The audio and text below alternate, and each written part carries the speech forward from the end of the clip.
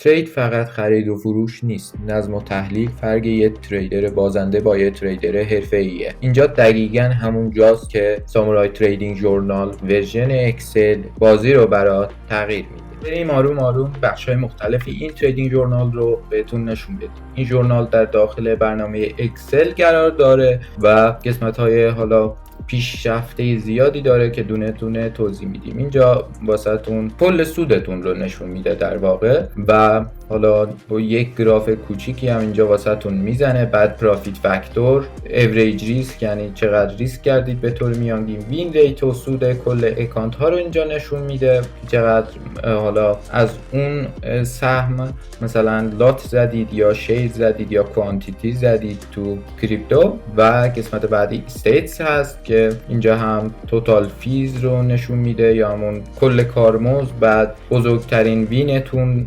بزرگترین لوزتون، بیشترین ریواردتون رو نشون میده، بیشترین ریوارد ضرر شده رو نشون میده، بهترین روزمون رو نشون میده که چه روزیه که واسه ما پنجشنبه بوده، بهترین ساعت روز رو نشون میده که ساعت 9 بوده، میانگین ساعتی که هر معامله رو نگه داشتید و اینجا حالا یه سری چیزای دیگه هم واسهتون میاره. بعد در این قسمت اوورال پرفورمنس رو داریم. در این قسمت اوورال پرفورمنس رو داریم که بهمون یک دید کلی از تمام روزایی که ترید کردیم رو میده با زدن روی این گزینه واسمون. و در اینجا وقتی زوم کنیم بهمون وضعیتی از روزهای ماه رو نشون میده. در قسمت بعدی ریسک تو ریوارد رو نشونمون میده، چقدر ریسک کردیم و چقدر به دست آوردیم در طول زمانهای مختلف. بعد سود و ضرر و ریسکی که رو هر ستاپ داشتیم رو اینجا نشونمون میده. قسمت بعدی قسمتیه که بهمون نشون میده حالا با فیلترهای مختلفی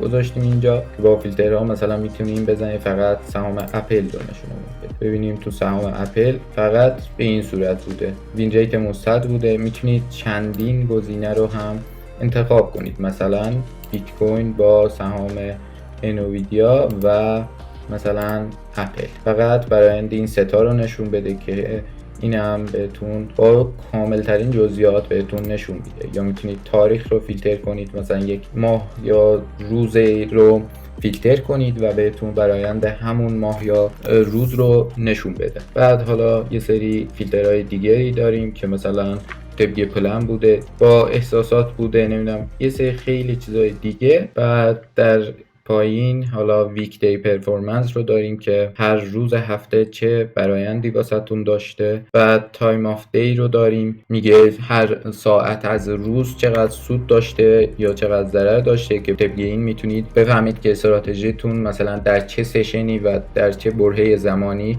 بیشترین سود و کارایی رو داره. حالا ترید دوریشن رو داریم که میبینیم مثلا ترید هایی که بیشتر سعی کردیم نگهشون داریم سود بیشتری دادن و اونایی که حالا این کمترین زمان رو داشتن بیشترین ضرر رو بهمون زدن. حالا اینجا دوتا باتن هم داریم که یکیش واسه نیو تریدمون هست که بزنیم این صفحه رو میاره، اکانتمون رو انتخاب میکنیم، تاریخ رو انتخاب میکنیم، چقدر طول کشیده این ترید به دقیقه. حالا یه سری چیزای دیگه مثلا حالا اینجا توضیحی هم میتونید داشته باشید، به خودتون امتیاز بدید و بگید که وروداتون چجوری بوده. بعد در این قسمت ادیت ترید رو داریم که با زدن روش این صفحه واسهتون باز میشه.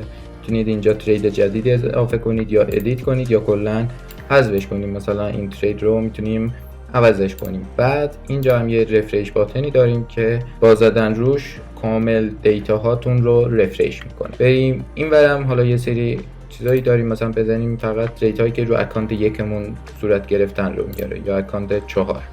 مثلا یه سری چیزا فیلترها رو میتونید همزمان از چندین فیلتر هم استفاده کنید. در قسمت بعدی ترید هامون رو داریم. اینجا حالا بهمون نشون میده که وضعیت ترید ها چجوریه، وین شده، لوز شده. در داخل این صفحه میتونیم ترید های جدید اضافه کنیم به این صورت. حالا یه سری دیتا ازتون میخواد، ادیت کنید تریدی که دلتون میخواد رو و یا حذفش. بعد در قسمت بعدی ستینگ رو داریم که اینجا چارت اکانت میتونیم وارد کنیم. برای مثال میتونیم ستاپ هامون رو وارد کنیم به اندازه 10 تا تایم فریم هایی که استفاده میکنیم و حالا یه سری دیتا های دیگه. اینجا اکانت ترانزکشن رو داریم که میتونید به اکانتتون مبالغی واریز برداشت یا هر چیزی که داشتید رو اینجا به صورت ژورنالی واردش کنید. خب به این صورت نیو رو میزنیم. اکانت مثلا اکانت 1 دیتش 24 مثلا 11 مثلا 2 تایپش مثلا دپازیت 12340 دلار 50 دلار مثلا.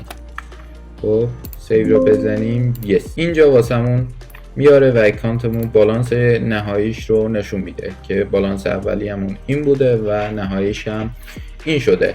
اگه میخوای نتایجت بهتر بشه باید بهتر پیگیری کنی. سامورای تریدینگ ژورنال ابزاریه که هر تریدر حرفه‌ای بهش نیاز داره. شروع کن ترید بدون ژورنال یعنی ترید تو تاریکی.